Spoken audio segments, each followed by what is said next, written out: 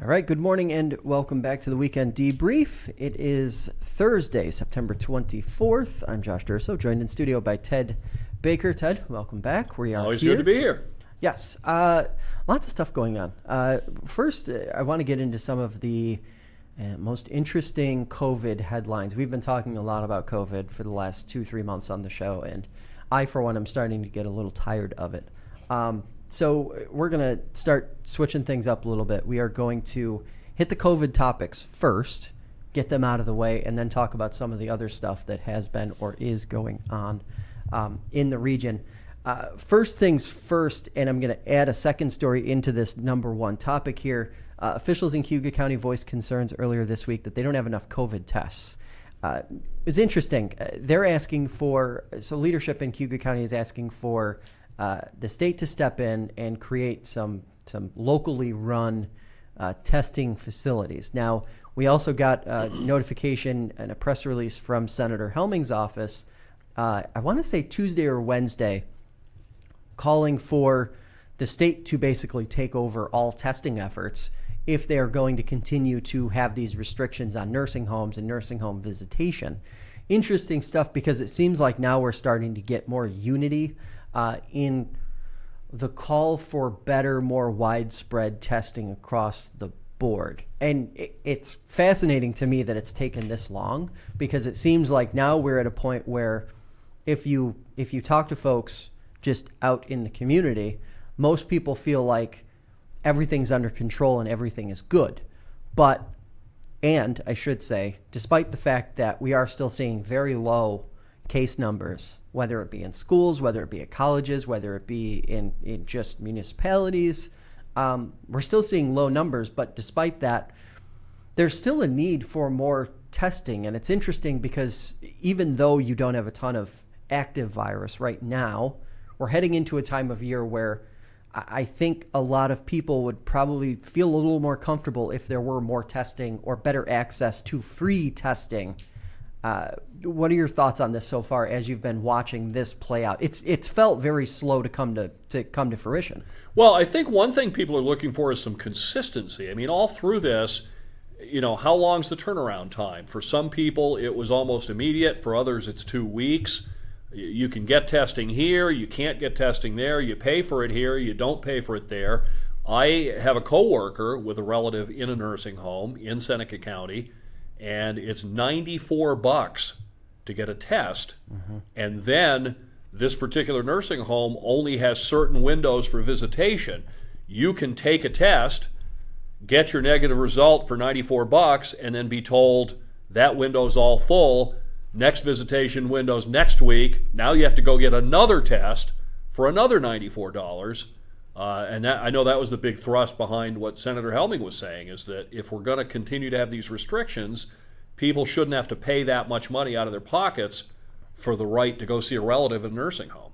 Well, and on top of that, too, I think that there should be a better spread of testing, free testing sites. Because I know, like in Syracuse and around some of the college campuses, Syracuse, Binghamton, there's a couple in Rochester, there are free testing sites around.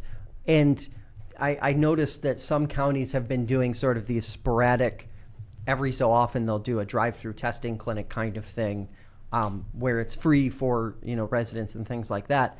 But, I have a friend who recently, because of his job, he's a teacher, the district, before the teachers went back, required a negative test, but they needed it in such a window that the person wound up having to drive about 40 minutes to get a test that would turn around in the right amount of time. And the school district did nothing in that situation. This is outside the Finger Lakes now, but it is in New York State, and I think it's reflective of the broader issue here.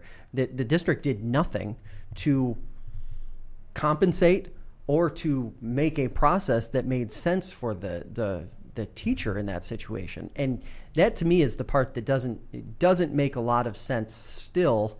I'm curious. I don't know if with flu season coming into view now, that maybe the state will push more towards better testing opportunities, because obviously I think even if you are the most optimistic about the virus, we're probably going to see more cases in the coming months than we have, say, between June and present day. Just assuming if it's following normal virus, we've got students in school, we've got, cases starting, and people will be, weather's great right now, but it won't be in a couple weeks. So, those factors I would assume are going to play into it. And it would seem like it'd be in the best interest of the state to get on board and get some sort of plan figured out.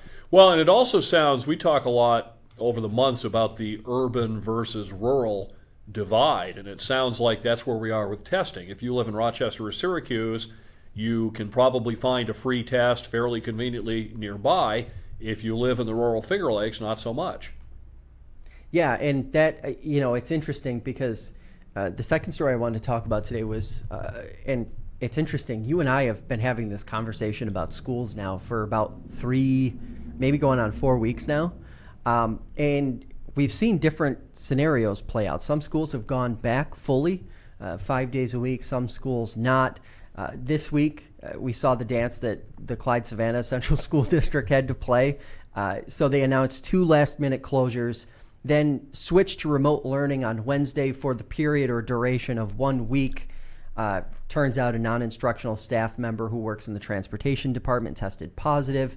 There was mixed messaging on this front, but I can't possibly see how this is a sustainable process where a district goes last minute night before, we're not going to have school tomorrow. We're not going to have school tomorrow. So that's what happened on Sunday and Monday.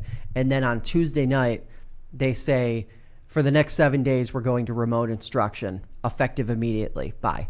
Like, that just isn't a sustainable. Districts aren't going to be able to do that all year and get away with it. I mean, parents, I've already been hearing from parents over the first 2 to 3 weeks where there are people who sent their kids in good faith to school, whether it be part-time or full-time, believing that it was going to be the better option.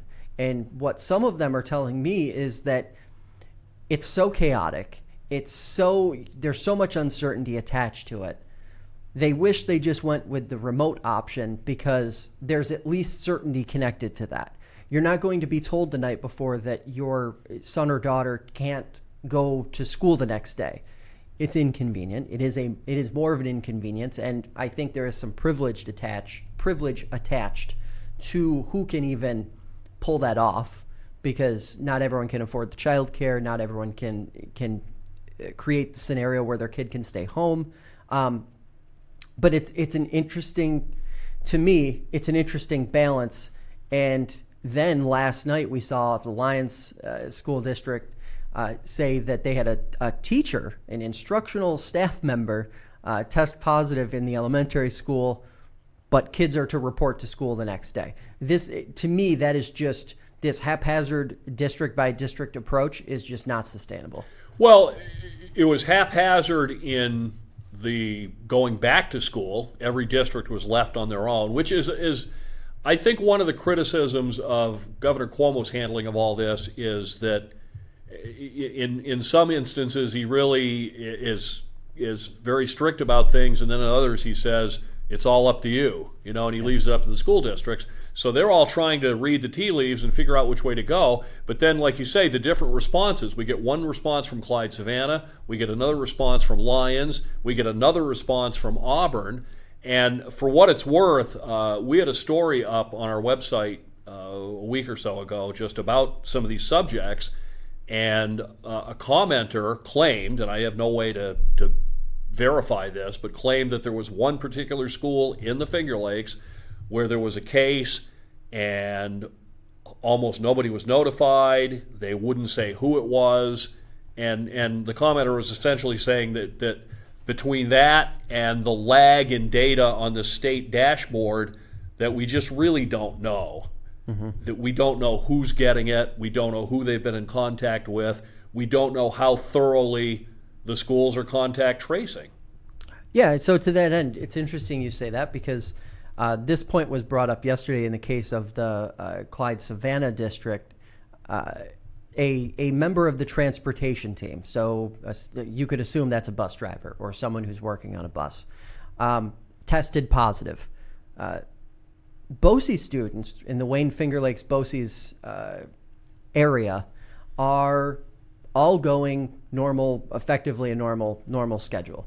They're being transported from all the districts in the Wayne Finger Lakes area that's served. So you're talking Seneca, Ontario, and Wayne counties. I don't know if Yates County is part of that or not, but just assuming that it's those 3 counties alone. And you have a member of the transportation team in one district test positive. Now, contact tracing was clearly a challenge. If you just go by the statements that the Clyde-Savannah district made themselves, contact tracing was clearly a challenge.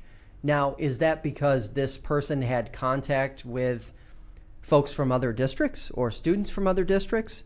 Is it not? This may not have happened. That situation that I'm describing may not have played out in this time.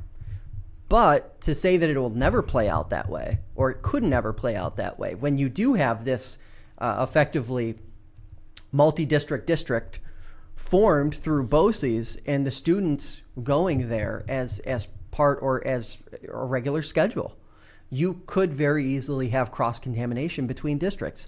And it could be very difficult to trace. Well, you can only be so exact anyway. I was thinking of this yesterday. Suppose I took a test a few days ago and it comes back today and I found out it's positive. I was in Wegmans yesterday. Yeah. I don't know who I was in contact with. They don't know. How do you know when I was in that store whether customer X was standing right next to me or was 100 feet away on the other side of the store? So there's only contact tracing is a tool, but I think part of it is we want this certainty that's never going to be there. You can only do so much. And I mean, we have privacy laws, so they don't want to name names. So yeah, when they say a member of the transportation, was that a bus driver? Was it a mechanic who works on buses but doesn't actually ever get on one? I mean, it's different. No 2 cases are alike. So I guess, the school response can't be uniform for every case. It depends. Is it a teacher? Is it a bus driver? Is it somebody in the lunchroom? Yeah, it's interesting, and I'm not really sure that I've seen anything. And, this to me falls into the category of bad regional planning. And I don't say that to throw stones at any of our regional planners or anything of the like there. I think they're doing the best they can in unusual circumstances. But the state has to have a better approach for this. And I think going back to what you said early on in our conversation, if the state were more direct and more specific about how counties and how regions and how districts are supposed to respond to this, if you want to know how many cases of the coronavirus there are in any given region, area, I'll say outside of one specific municipality or entity, you have to check like 4 different dashboards. It's insane. If you want to know how many cases of the coronavirus there are in Geneva, as an example, you have to check the state's dashboard, or should check the state's dashboard for public schools. You've got to check the Hobart and William Smith colleges dashboard because they have their own private dashboard. And then you probably at some point have to cross-reference that with the Ontario County daily tracking or weekly tracking, whatever you choose to subscribe to. And you have to decipher all this information, which in theory should just be in one place. And that's just one example.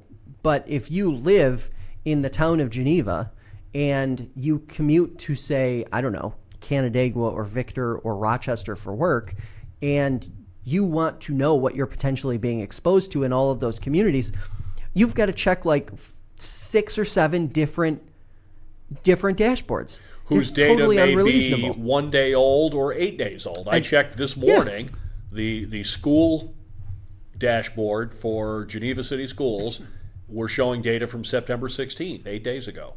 Which is with a disease that has about an 11-day or so incubation period. So that's as close to useless information as you can get, because by the time that catches up, anyone who had the disease is going to have spread it to other people for a week or better. Right. And it's a huge red flag, and obviously a bigger problem, I think, in communities where there is both a high number of cases or a higher number of cases and a lot of different large institutional players involved in the mix. Does a community like Seneca County have a problem on this front? Not so much, because you've got your 4 school districts and you've got the county. And effectively, all of the information is going through the county. And the county's been doing, to their credit, a good job of getting timely information out. I mean, I'm pretty sure I see tweets of updates every single day from Seneca County Public Health. So, kudos to places like that can pull it off. But it's challenging. I mean, it's just also, hard.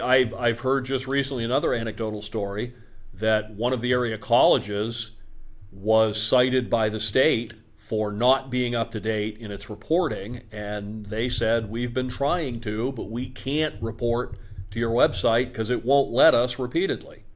Yeah, and another potential pitfall here is you've got all these different, just in the last 3 days, we've seen a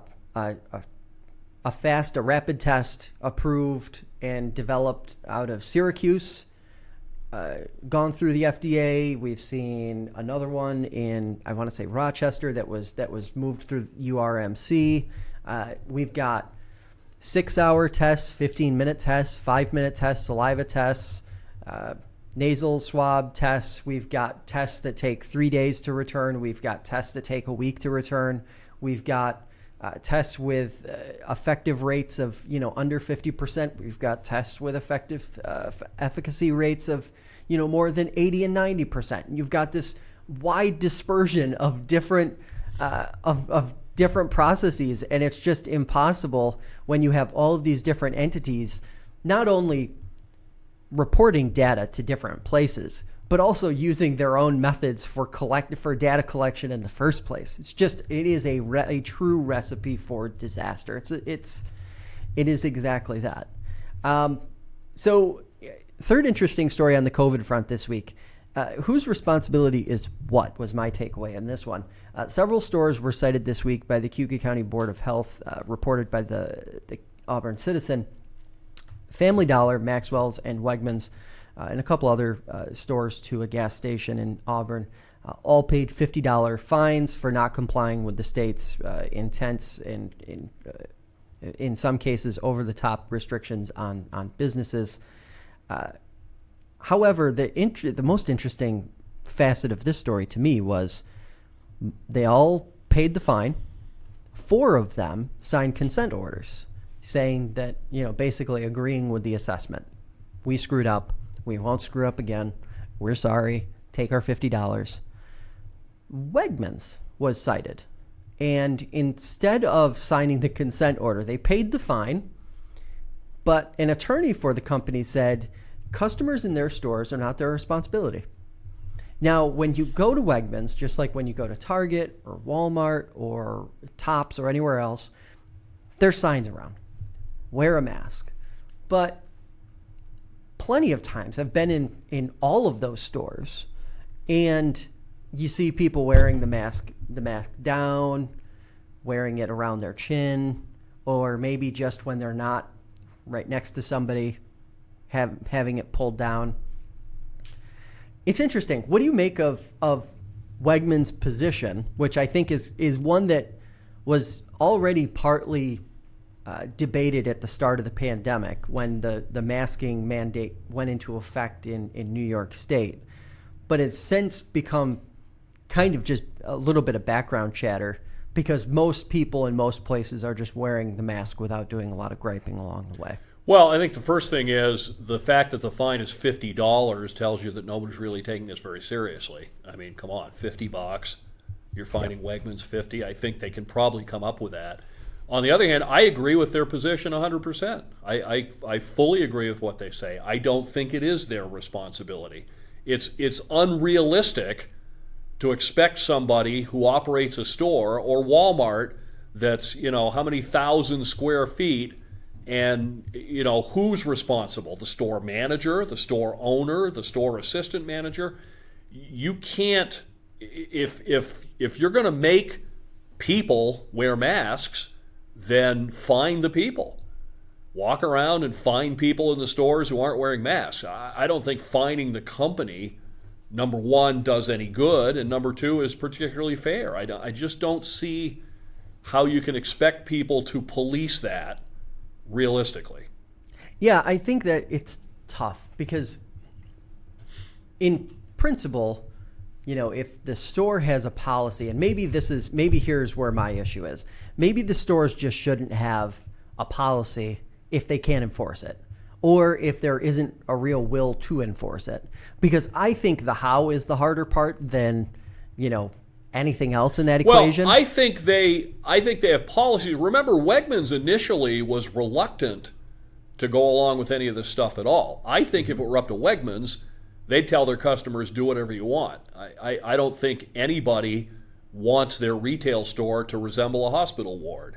But when the state steps in and says you must do this, then any responsible business is going to say, well, okay. And then there's the whole, there's the legal consideration. I haven't heard of it a lot yet, but at some point there are going to be lawsuits flying. I think that's back to the schools. A lot of the reasons the schools are trying to do what they're trying to do is because no school wants to be the first one to have a student or a teacher die of COVID and have a dozen parents come in with a law firm behind them and start suing the district. Yeah, I just don't. I don't really understand how.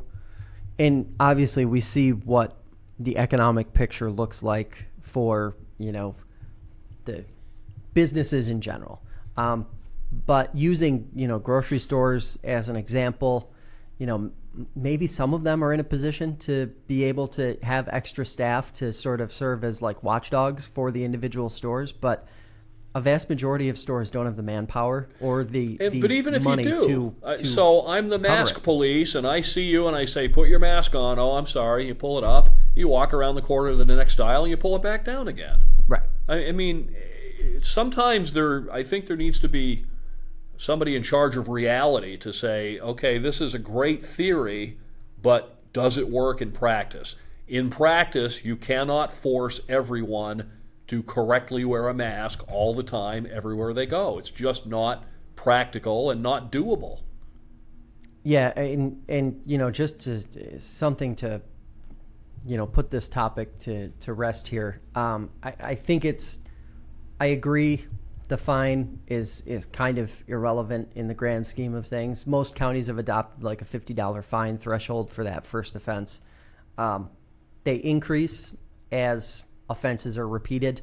But we got probably about a dozen emails after we wrote a story about this topic 2 days ago, within a few hours of folks saying, I was at this place and I saw so-and-so and so-and-so without a mask.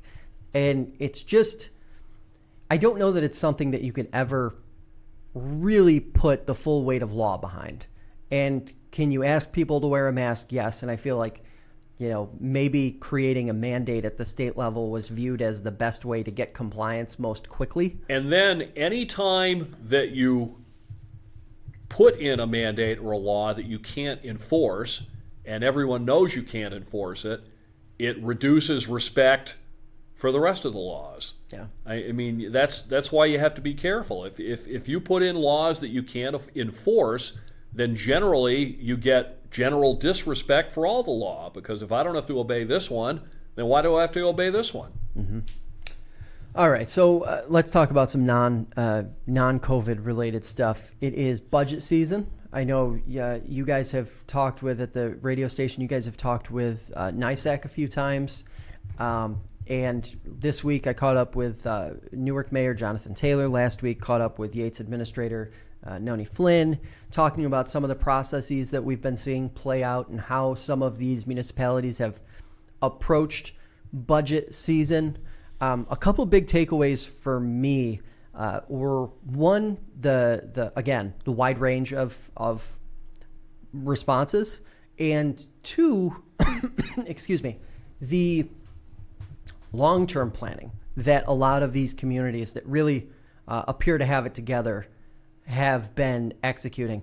Newark has been credited for the last several years with being, among other things, DRI finalist, but also with just being very good at long-term planning and sticking to those plans no matter what.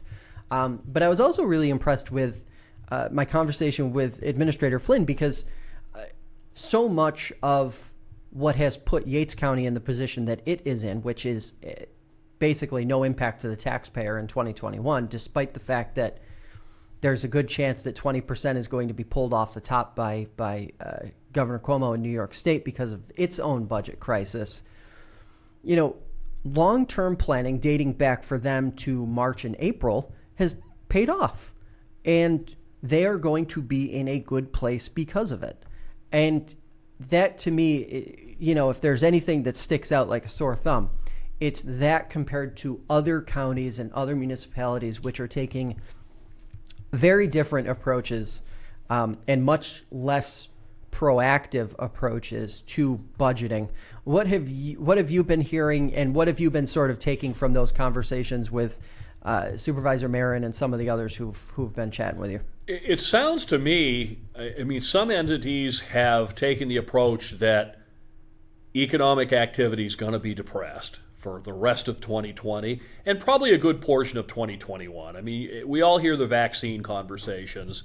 The most likely scenario consensus seems to be that there won't be widespread vaccine until sometime, maybe this time next year. Yeah. So to me, it's easier to budget from a position that things are going to be pretty tight, and then you can loosen up if need be, where other entities, I think, have taken the approach that the state or the federal government or somebody is going to make it all good with a pot of money, so let's just go on as if nothing were really different.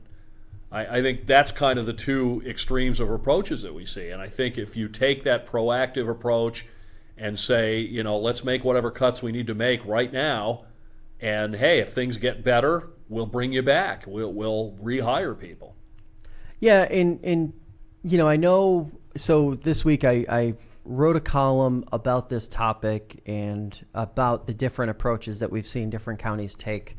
And there was some criticism, and I'm not going to name names right at this point. I want to sort of talk with some more people about reasons why and things like that. But I know there was some pushback and some blowback in some communities over the assertion that communities that aren't talking enough about budgeting publicly are not doing right by their constituents or by their taxpayers. And I would just like to double down on that and say that if you are in a community, or if you are a member of a board, or if you are an official in a town, a village, a county that has not had plenty of conversation, open conversation, and I don't mean in September, I mean in June, July, August, about what 2021 was going to look like for the record to be able to examine in the future.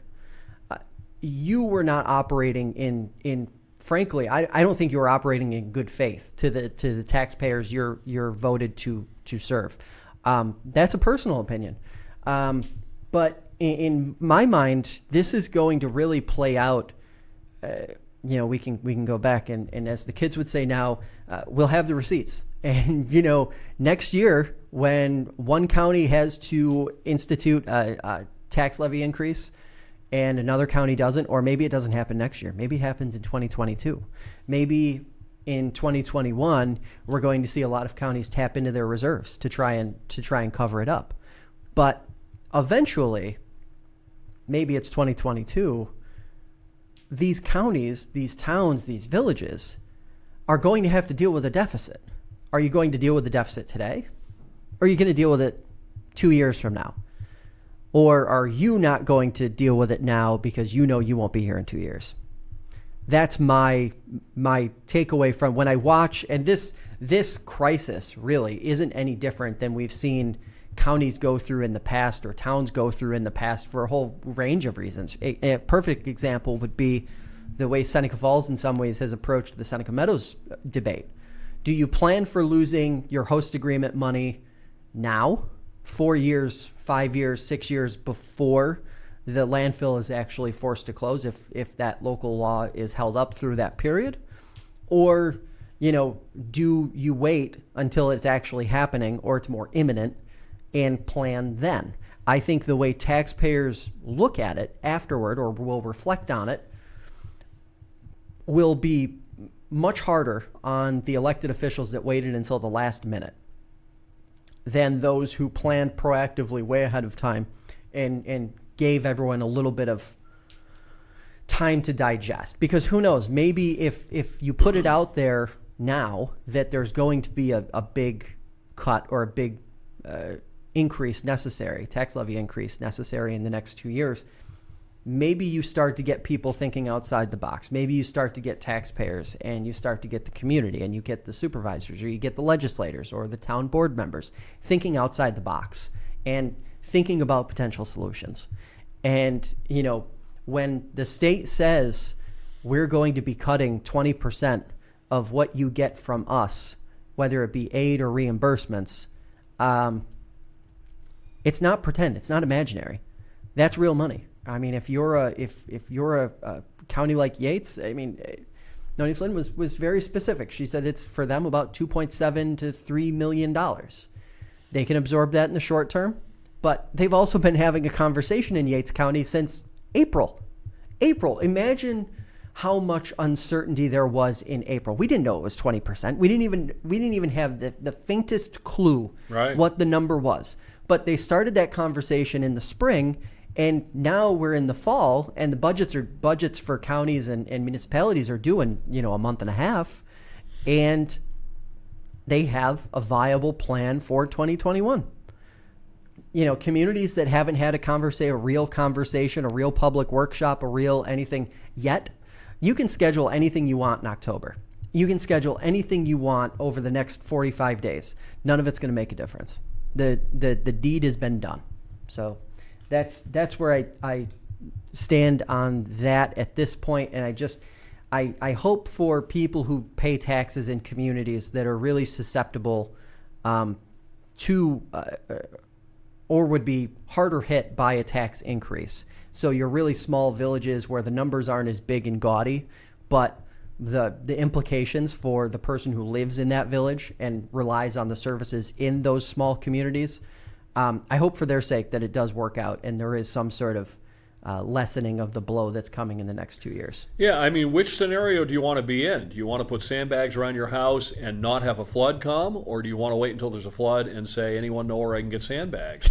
But it also goes back to, it seems like everything we talk about in the short term goes back to one of our long-term ongoing themes, and that's openness in government. There's a bias, I believe, in government toward secrecy and not being open. So it's a real leap for some boards, I think, to bring the public in and say, look, this is where we're going to be. We need your input. We need to have a plan. Hopefully things get better and we don't have to implement it, but we don't want to wait until there's no money left and we have to take a big chunk out of everybody. Yeah, and it's one of those things. And you live in a village yourself, correct? In Yates County. Yeah, how do you feel that it is being, when you look at the world you're living in, how do you feel like it's being handled as opposed to what you're seeing in other places? Do you feel like it's being handled proactively? Truth be told, I couldn't even tell you. Honestly, I don't pay that much attention. I'm busy with all the. Yeah. And it's wild because that's another Trump versus Biden and everything else. I don't, and that's maybe that's illustrative that here I am in the news business and I don't pay that much attention. And my wife is an employee of the village, and I don't pay that much attention to how they're handling things, or I'm really not even aware what the implications are. I know that as far as our school district goes, we've had declining population. That's going to lead to financial pressures no matter what. Yeah. And then add to that COVID. So it's a good question. I guess I'm not being a very informed citizen.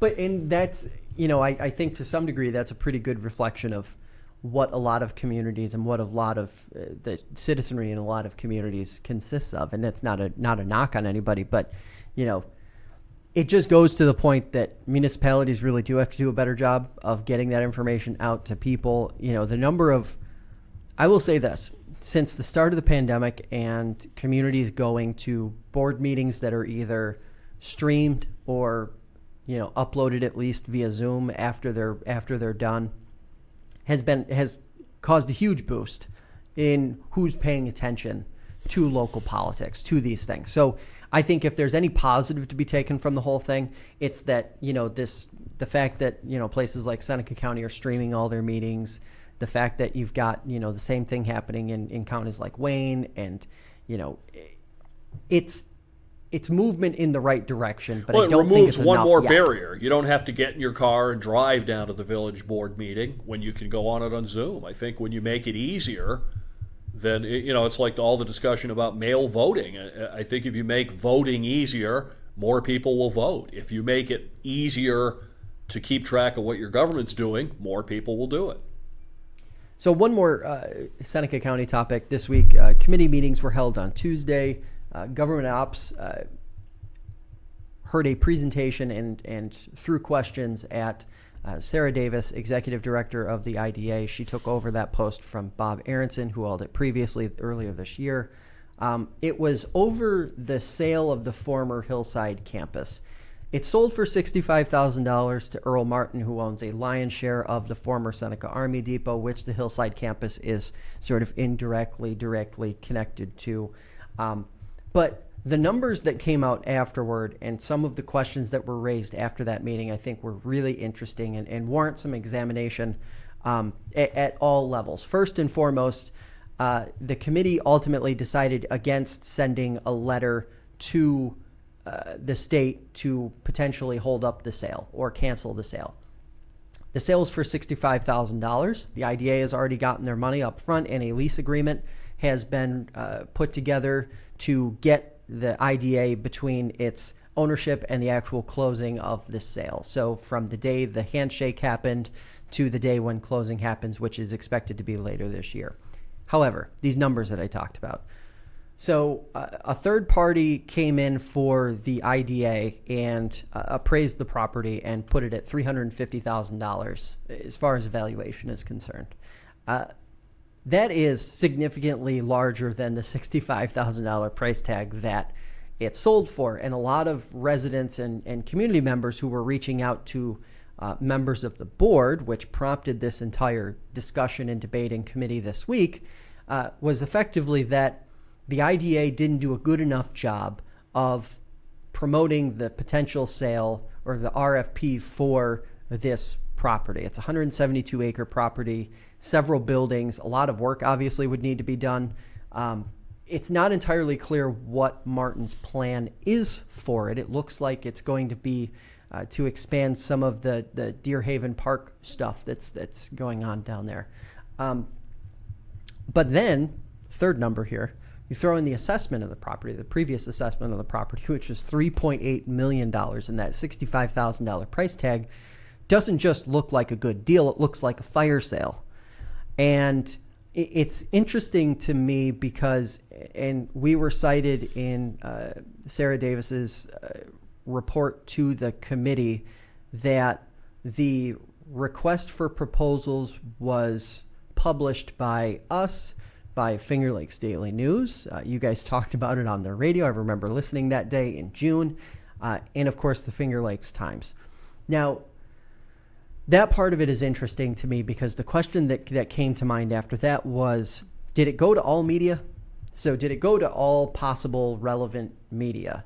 And the turnaround time between the day that it was actually published, which was around June 10th, and when window tours were offered to prospective buyers, which was June 25th, was it an adequate amount of time for other media outlets outside the area to actually connect with it, follow up, and potentially do a story on it? And this was the thing that kind of got me thinking, because I'm friends with plenty of people who work in Rochester media, and we will often run a story on a press release or an announcement or something like that this week, and then a week or two down the line, we will see, our friends at WHEC or Channel 13 or whatever the case may be, run the same story, like they just got to it, because the volume of what they're seeing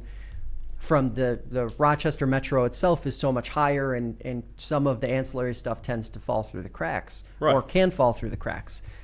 It's interesting to me because I don't know that, after really thinking about it, I don't know that 3 weeks, or roughly 3 weeks or 20 days, was enough turnaround time between the initial announcement of an RFP and those window tours. I think that is if part of this process is going to be examined beyond the price and the final bid that was accepted, that to me seems like the thing that stands out. But the question I wanted to throw at you, and you could speak to any of that, but the distrust that taxpayers tend to have with IDAs, are we nearing a point where we need a better system than the traditional industrial development agency process for generating new business and getting businesses growing in specific communities?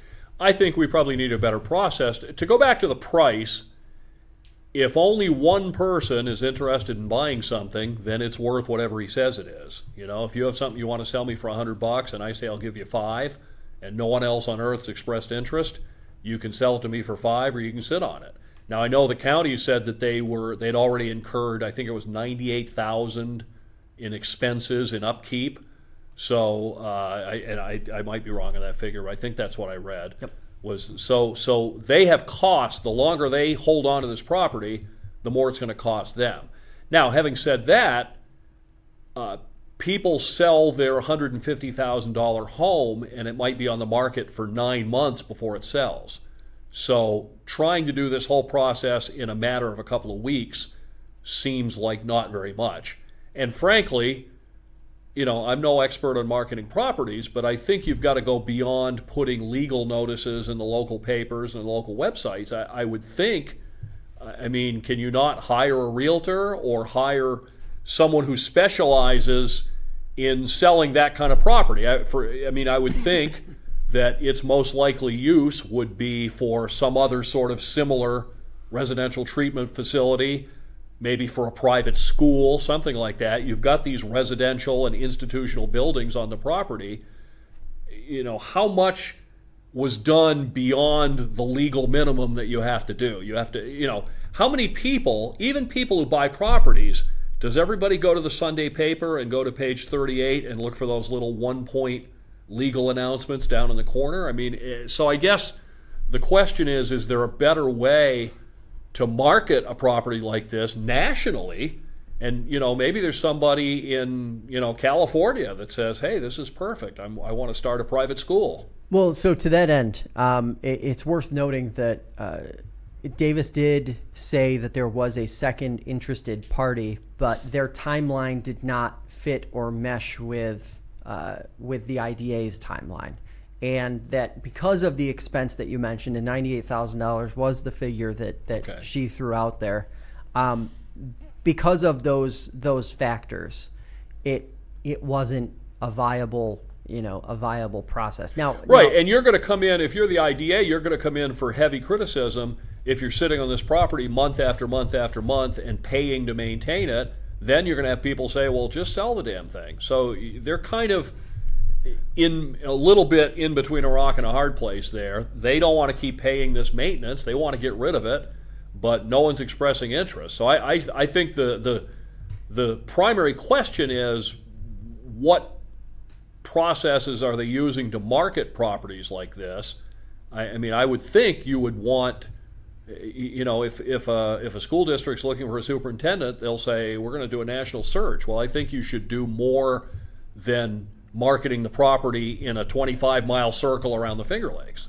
And maybe they have. If they have, Well, and to some degree, you've got to get an expert in there, right? Like, you've got to get somebody who has real experience in right. that field. Yeah, exactly. If I'm selling a property worth $3 million, I'm not just going to put an ad in the paper 1 week and hope I get hits on it. You've got to, find somebody, hopefully, who's a good fit for that property. Yeah, and I think the other part of this, too, is that they kind of hurt themselves on I think they hurt themselves on the post-sale appearance looking back when you examine a window tour.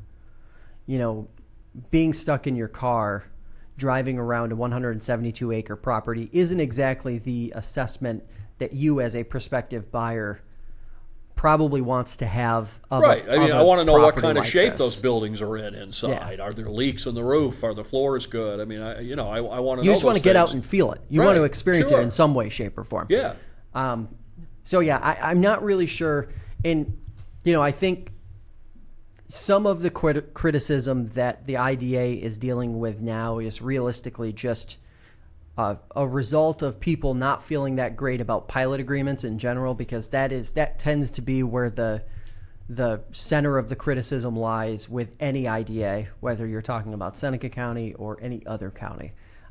Taxpayers don't like pilots because they feel like they're giving corporations and businesses an unfair advantage that they don't deserve. Plain and simple. Right. I mean, Mr. Martin is a wealthy man, and now he's picked up a piece of property that might be worth $3.5 million. And they're going to look really bad if he turns around and sells it to somebody for $3 million 6 months down the road by doing the due diligence that they may not have done themselves in marketing the property. And I mean, you just have to wonder. I mean, when I heard that number, 65,000, I mean, half of one of the buildings is worth more than that. I mean, that just, it doesn't seem like real hard negotiation. But then again, as I said, if Mr. Martin's the only person interested, then he's in the driver's seat.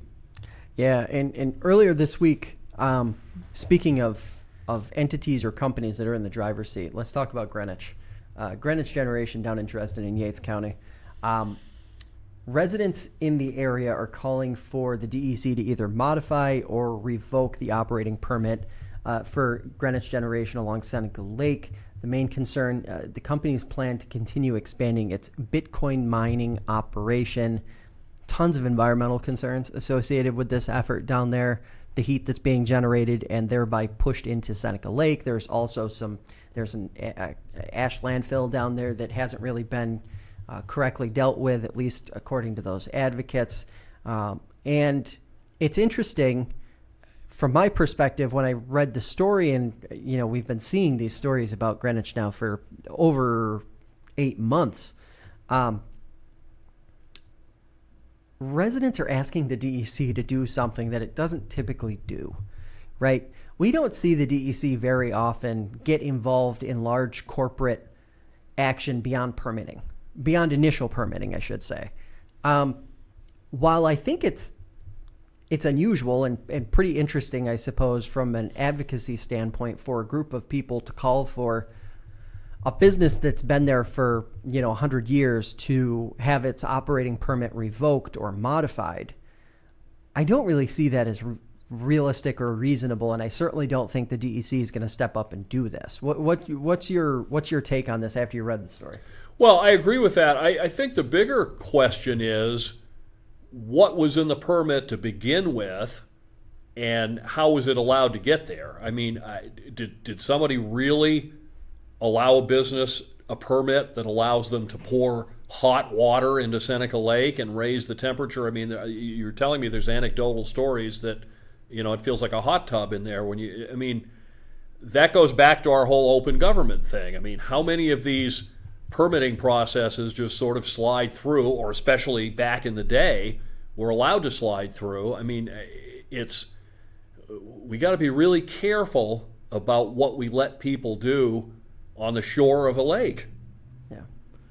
Yeah, it's interesting, and I think there's probably a lot of grandfathering in that's happening here with some of these businesses that are old and they've been around a long time, and a lot of people, they're big employers in any given place. I think some of those factors probably weigh into what some people feel like should be a black or white, very clear, you've got this and this. Here are the concerns, here are the pros, and make a decision based on the merits and nothing else. Also, by the way, I'd be curious how many people think that Bitcoin mining actually involves some sort of mining. I'm wondering if that becomes an issue in there as well.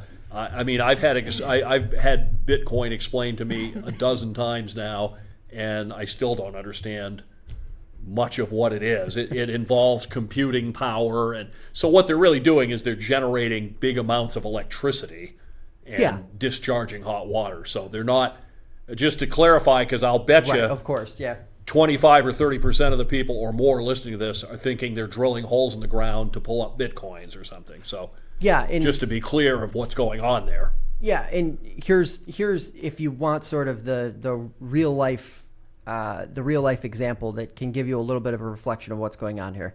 Bitcoin mining involves basically a database of computers, a huge giant database of computers. The next time you're using your laptop or you're using your computer and you've been on it for say 30, 40, 50 minutes and you hear the fan running, reach down and touch it. Touch around where the battery is, touch around where the fan is discharging the hot air, and feel how hot it is. Now imagine the heat that, say, a small server room generates. Now amplify that by 200, 300, 400 times in this gigantic, basically, warehouse of computers that are doing the Bitcoin mining. And that's exactly, that is the heat that has to be disposed of. Otherwise, these computers will literally just overheat and break and die, and that doesn't work. So that's kind of the, if you want the anecdotal, reason for why this is an environmental concern, just touch your laptop the next time you're sitting on the couch, and you'll see, because even the smallest of laptops, I have a tiny microscopic MacBook that I use for on the go stuff, and let me tell you, the thing gets boiling hot when I'm on it for 20 or 30 minutes and the back fan is not quite exposed. Which is another question is, at what point was this company's permit? I'm sure that when they first got their approval back in 1870 or something, it wasn't to mine bitcoins. I mean, when did what does their permit allow and not allow, and when did it just say, oh, you want to put in a bunch of things that generate tremendous amounts of heat and dump the excess into the lake? Sure, go ahead. And we actually, I'll link to it after the show's over, but we had a conversation with Peter Mantius, who's been doing all of this reporting on Greenwich. And this was either in the spring or early summer. And this application is a new application to the DEC, or relatively new in the grand scheme of things, and was pushed through with almost no pushback at all. And it was for them to begin doing this Bitcoin mining operation. And just in a matter of a few months, this went from an idea in somebody's head to something that was happening, and the state gave it the green light. And that is a huge question, especially when you're asking the entity that greenlit that in a short amount of time to revoke a permit that has already now been running for months, if not years. You're probably not going to see the outcome you want to see. No. Where can folks hear you Monday through Friday? I'm on the Finger Lakes Morning News. That's on Finger Lakes News Radio. If you're listening in Geneva, it's 95.9 and 1240 WGVA. If you're listening in Auburn, it's 98.1 and 1590 WAUB. And that's going to do it for us. We will be back next week. Thanks for watching or listening. The show is available on Spotify and Apple Podcasts, as well as YouTube. Visit www.fingerlakes1.com/debrief to check out archived episodes or to leave us a message. For my guests in studio and the rest of the FO1 News team, have a great weekend, and we'll catch you next time.